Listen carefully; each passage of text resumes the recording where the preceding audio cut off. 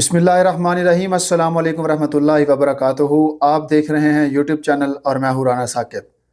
नाज़रीन, आज 2 मई 2026 और हफ्ते का दिन है। सबसे पहले तहरीक लबैक पाकिस्तान के सरबराह हाफ़िज़ साद हुसैन रिज़वी साहब और उनके छोटे भाई हाफ़िज़ अनस हुसैन रिज़वी साहब की जबरी गुमशुदगी को आज 202 दिन का वक़्त गुजर चुका है। नाज़रीन, आज का ये व्लॉग तहरीक लबैक पाकिस्तान के हवाले से बड़ा ही अहम है। आज हम जिक्र करेंगे उन तमाम बेबुनियाद बातों का, उन इल्ज़ामात का जो तहरीक लबैक पाकिस्तान पर लगाए जाते हैं।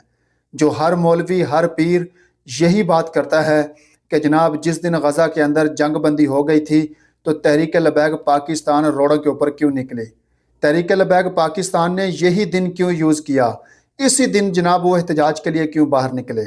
तो इसकी मुकम्मल रिपोर्ट्स मैं आपके साथ शेयर करने वाला हूँ कि किस दिन तहरीक लबैक ने जो है वो एहतजाज का ऐलान किया था, कहाँ पर किया था, उस दिन तारीख क्या थी और उसका मकसद क्या था, और उस दिन फ़लस्तीन के अंदर इसराइल की तरफ से बमबारी हो रही थी, कितने फ़लस्तीनी उस दिन शहीद हुए।